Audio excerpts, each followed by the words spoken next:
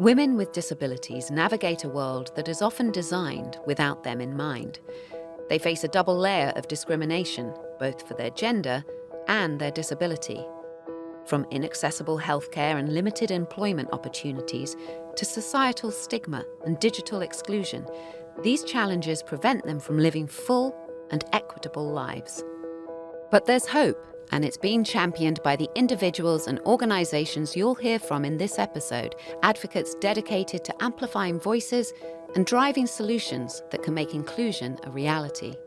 In this episode, we hear from 3 remarkable individuals who are making a real difference. Debra Ruh, the passionate founder of Ruh Global Impact and the powerful Billion Strong movement. We know how to make technology fully accessible.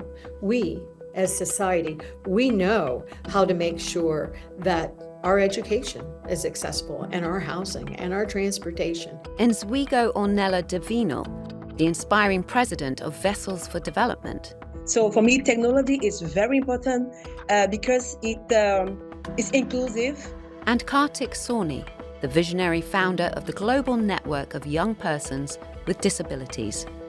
We're really focused on helping people with disabilities be able to voice their opinions and really be able to advocate for themselves. But part of that also is helping them to find these inclusive digital spaces and enhancing access to these spaces. Later, we will hear from Dr Nigina Muntean, Chief of Innovation and Transformation for the United Nations Population Fund, and Lalita Taylor, Executive Producer of EDI Program at CoStar National R&D Lab and former co-chair of BBC Women in STEM. Disability isn't a barrier. It's often a driver of smarter, more adaptive design. At the UNFPA, we see this every day. When women and girls living with disabilities are excluded, it's not just access that is lost, it's dignity. Inclusive design isn't optional, it's essential. Today's stories show us that innovation isn't innovation if it isn't inclusive. What's more, when the leadership of disabled women and girls is centered, we not only solve problems, they reshape the way we understand progress. This episode powerfully challenges our assumptions. It reminds us that disability is too often framed as a limitation, when in reality, it's a source of innovation, creativity, and resilience. Hello, I'm Rachel Shelley, and this is Women's World, Equity by Design, brought to you by City St George's University of London and the UNFPA, the United Nations Sexual and Reproductive Health Agency. Through their personal journeys and groundbreaking initiatives, they show us that building an inclusive future is not just a dream, but an achievable goal. My name is Debra Ruh, and I run a company called Ruh Global Impact, which is a think tank. It's a think tank designed to really convince society that all people should be included, with the focus on people with disabilities and making sure that technology works for everybody and that we all get access to transportation, housing, society. I also have a nonprofit called Billion Strong. It's billion-strong.org. And it is an identity organization that I started about 3 years ago to try to bring together over 1 billion people with disabilities, coming together with pride to support each other, help each other. Accessibility is at the heart of the pioneering work that our guests do, but it is their personal experiences with disability which have driven them to become leading advocates for disabled women and girls. Debra Ruh founded the think tank Ruh Global Impact, a non-profit Billion Strong, to convince society that all people should be included, that technology works for everybody, and that everyone gets access to transportation, housing, and as a space to bring together the people with disabilities with pride. I always wanted a child. I was one of those women that I just wanted a child. And it took me about 5 years, halfway trying to get pregnant with her. But I remember when they told us, my husband and I, that she had Down syndrome, they didn't tell us until she was 4 months old, which is unusual. Generally, you find out that a baby has Down syndrome before the baby's born, certainly right as the baby's being born, but they did not catch it And when they were telling me this thing that she had Down syndrome, I already knew this little soul. So I just wasn't going to give up on the dreams I already had for her, but I would certainly tweak them. In the first, she's taught me so much about life, so much about what it means to be human. Because when she was born with Down syndrome, I thought I had never met another person with disabilities. I just did not have any knowledge about how I was part of the community myself. And then I learned more about the community as, I started raising my daughter. Kartik Sawhney is the founder of the global network of young persons with disabilities and also a disability advocate and innovator, developing technologies for people with disabilities in digital spaces and to find equitable opportunities in education, employment, and independent living. So I was born blind in Delhi, India. And I think my childhood was pretty okay, pretty normal, pretty inclusive. I did everything that my siblings did. And I think my parents had a big role to play here because they always had this notion and they always taught me from the beginning that, you've got to do everything else that everyone else is doing. There's not something that you can do just because of your disability. That was really helpful. My first major setback was in the 10th grade. What happens in India is that in high school, in 11th in particular, in 11th grade, you're supposed to choose an educational track for the rest of your schooling. And I think I was very confident about my choice. It had to be sciences. I was very interested in classes. I really wanted to become a computer scientist, technologist. The issue was that the Central Board of Education did not think that it was a wise decision for blind students to pursue sciences, and so they wouldn't allow blind students to pursue sciences. It took me almost 9 months, 2 dozen letters to the chairman of the board, an advocacy campaign, a bunch when I think I was 15. But I had to advocate and I got the permission for me and for all the blind students across India to pursue whatever they wanted to pursue. But then when I, was finally able to enroll in sciences, I realized that none of my textbooks were available in accessible format. And what I mean by that is that I use a software known as a screen reader that essentially, converts everything on my computer screen into speech. But this only works if the underlying content is compatible with this software. Through personal experiences, they deliver a powerful message. Disability doesn't have to stand in the way of pursuing your dreams or fulfilling your potential. Organisations like the UNFPA are working to close the gap in inequality, but disabled people worldwide still face major barriers to accessibility, with women and girls being disproportionately affected. So what do our guests think are some of the bigger obstacles for disabled women and girls today?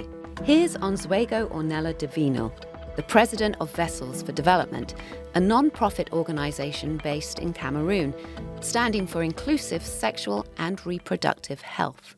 First of all, I would think it's about the exclusion and the stereotypes. Many people don't want to identify it with women with disabilities. Many consider it as they consider the impairment or the disability as a curse or exclude them from the society.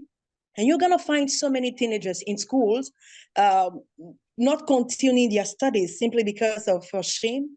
For example, you find a young girl going to school, and once she has her menstruation, people will start mocking her. She will not have any support to explain to her what's happening. And all those things create frustrations and excludes young girls with disability from the society. And it can affect their education. So I think that there are many reasons, but one of that is the stereotypes, the discriminations that people express or show towards people with disabilities. Part of the problem that we have with girls, women and girls across the world is we are considered a minority. Even though right now there are actually more women, it's always very close. And as the census and stuff are done, there's actually more women right now than men, but we're still a minority and we're still being left out. The future of equity for disabled girls and women is within reach thanks to changemakers like Debra, Ornela and Kartik. Technology and innovation play key roles in this progress, with organisations like Vessels for Development leading the way. Thanks to UNFPA Accessibility Innovation Challenge, we just focus on sensitizing more people on menstrual hygiene, advocating for more inclusive rights and policies for persons with disabilities. But thanks to the prize that we won, we were able to develop the menstrual tracking bracelet, which is inclusive and helps persons with disabilities, teenagers, and more be able to count their menstrual cycle, be it with hearing impairment, visual impairment, etc. So we are really grateful and we appreciate the support of UNFPA, because thanks to that, we've been able to further develop the innovation that we had in a local context where innovation support or innovation fundings are really scarce. It was a very great opportunity for us, and it actually helped us to develop furthermore the prototype that we had prior. I see the future, a girl without disability being able to go to any medical facility, any hospital, with her privacy being respected, be able to access to any service without inclusion. Because looking at the context now for contraception, talking about contraception, for example, being accompanied by someone, the lady or the woman may not feel free to speak out to the doctor because there's a third party present there, and it doesn't facilitate access to, for example, contraception or other medical assistance. So for me, the future is a place where persons with disability can access information, sexual health and reproductive health products. The persons with disabilities and those without disabilities are open free about menstrual hygiene.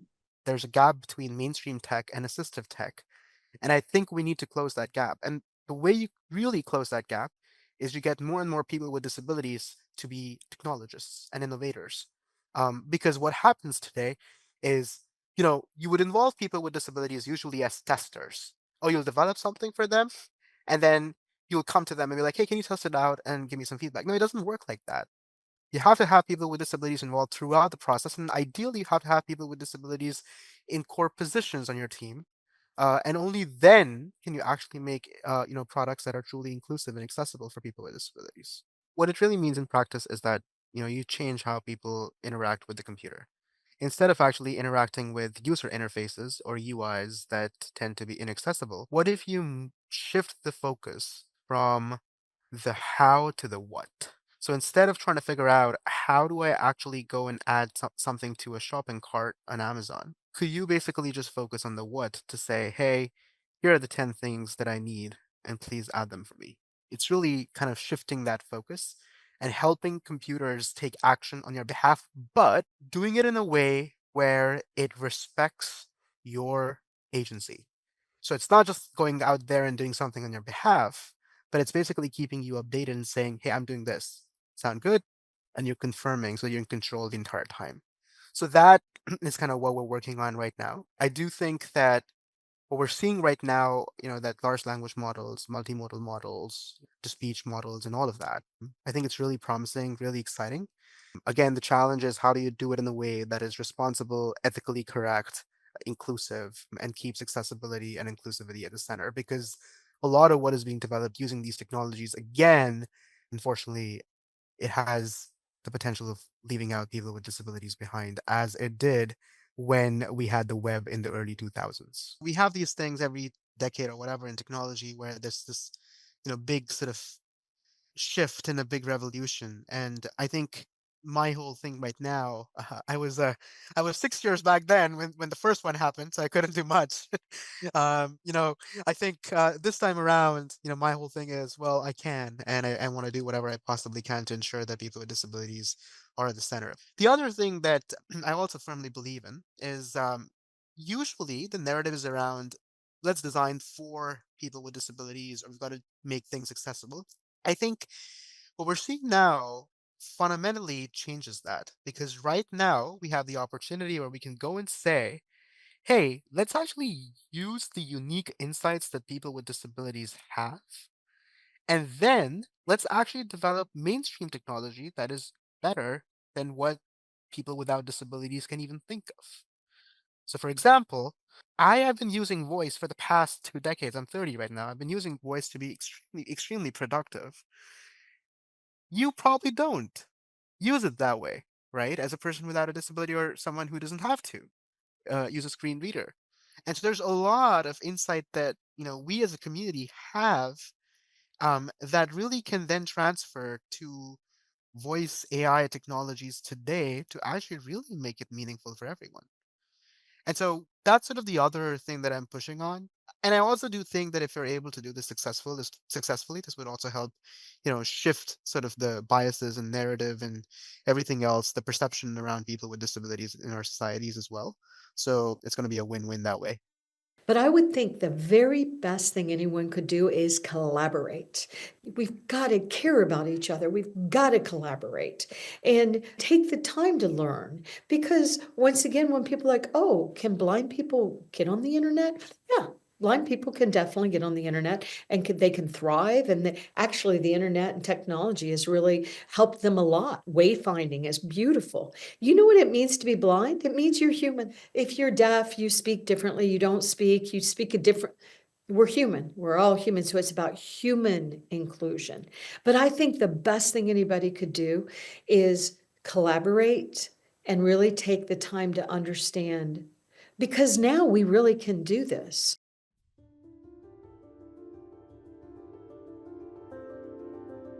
To look ahead at the future, here are Dr Nigina Muntean, Chief of Innovation and Transformation for the United Nations Population Fund, and Lalita Taylor, Executive Producer of EDI programs at CoStar National R&D Lab and former co-chair of BBC Women in STEM. The pattern is the same. In the world of media, research and innovation, when we tell stories without disabled voices, we actually flatten experience. But when we co-create, when lived experience is at the heart, we don't just shift narratives, we shift power. Debra Ruh says something that really stuck with me. What does it mean to be blind? It means you're human.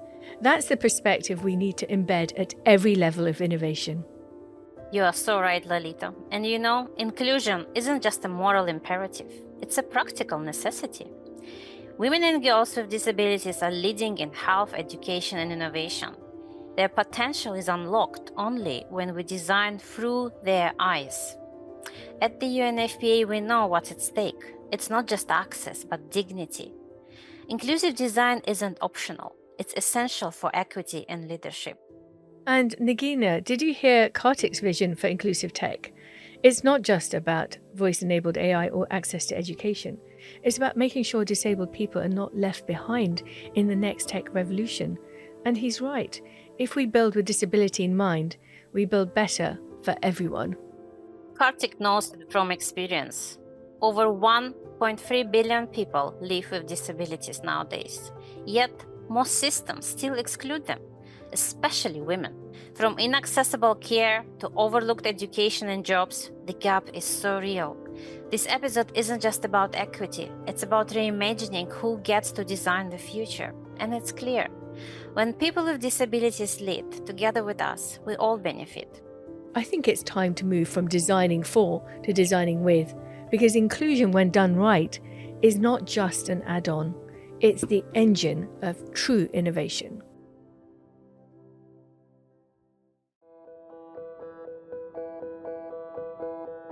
From technological innovation to community work and global advocacy, the dedication of our three guests shows how raising awareness can lead to change. A central thread through their diverse work is the critical importance of agency, empowering individuals to have genuine control over their lives and participate fully without limitation. To learn more about their work, please visit the show notes. I'm Rachel Shelley, and you've been listening to Women's World, Equity by Design. This episode was produced by Julie Began, Saskia Cookson, and Manav Palan at City St George's University of London. Thank you for joining us.